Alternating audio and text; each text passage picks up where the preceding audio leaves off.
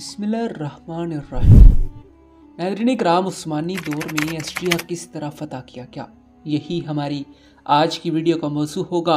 नाज़रीन किराम, फर्डिनेंड की शिकस्त के 3 साल बाद सुल्तान सुलेमान एक ज़बरदस्त फ़ौज के साथ हंगरी पर हमलावर हुआ और वहाँ से वियना का रुख किया।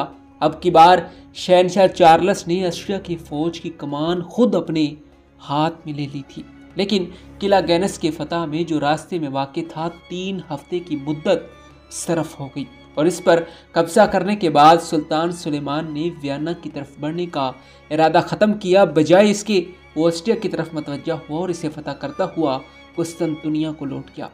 नाज़रीन किराम, चार्ल्स ने भी सुल्तान सुलेमान से मुकाबला करने की कोशिश नहीं की और वियना के करीब अपनी फौजें लिए हुए पड़ा रहा। सुल्तान सुलेमान के कुस्तुनतुनिया लौट जाने के बाद भी चंद सालों तक ज़पोलिया और फर्डिनेंड में लड़ाइयों का सिलसिला कमोबेश जारी रहा। बिलाखिर 945 हिजरी मुताबिक 1538 ईस्वी में इन दोनों के दरमियान एक सुलहनामा हो गया, जिसकी रूह से हंगरी के 2 हिस्से हो गए।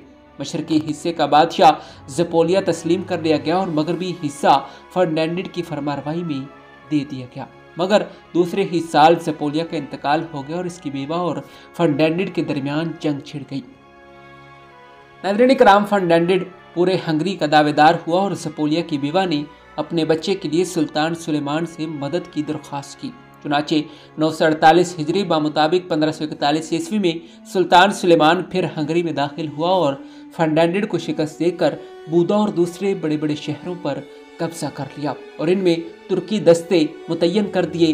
अगरचे साथ ही इसने उमरा का भी ऐलान कर दिया कि ज़पोलिया के बच्चे के बालिग होने के बाद वो इसे ट्रांसिल्वेनिया और हंगरी के तख्त पर बिठा देगा। बहरहाल इस वक्त सुल्तान सुलेमान ने हंगरी को संजकों में तकसीम कर दिया और इनमें तुर्की गवर्नर मुकर्रर कर दिए।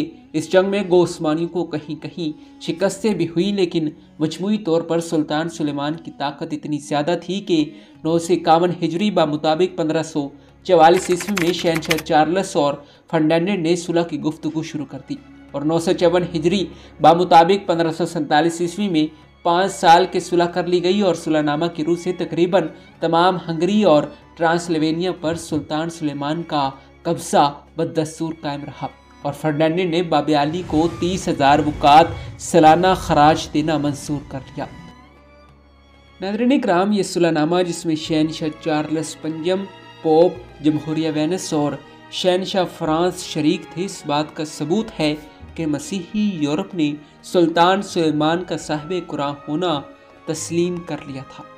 नाज़रीन किराम, ऑस्ट्रिया को सल्तनत उस्मानिया के सामने इस हद तक झुकना पड़ा कि इससे कबल सुलह के मुतालिक जो मरासलात हुई थी, इसमें फर्डिनेंड ने अपने को सदर आज़म इब्राहिम पाशा का भाई लिखना मंजूर किया और इस तरह अपना मर्तबा एक तुर्की वज़ीर के बराबर करार दिया। नाज़रीन किराम, फ्रांस अव्वल ने भी कई बार नहायत अदब और आजिज़ी के साथ सुल्तान सुलेमान से मदद की दरख्वास्त की थी और सुलेमान ने इसकी दरख्वास्त पर हंगरी और जर्मनी पर हमला करके चार्ल्स को मजबूर कर दिया था। वो अपनी फौजें फ्रांस से हटा ले। नेस फ्रांस के दुश्मनों पर हमला करने के लिए इसने एक जंगी बेड़ा बहर रोम में भी रवाना किया था। नाज़रीन किराम, यूरोप की खुशकिस्मती थी कि इस दौरान में सुल्तान सुलेमान को ईरान की जानब भी मतवज्जा होना पड़ा और दौलत उस्मानिया की अस्करी कुव्वत 2 महासों में तकसीम हो गई।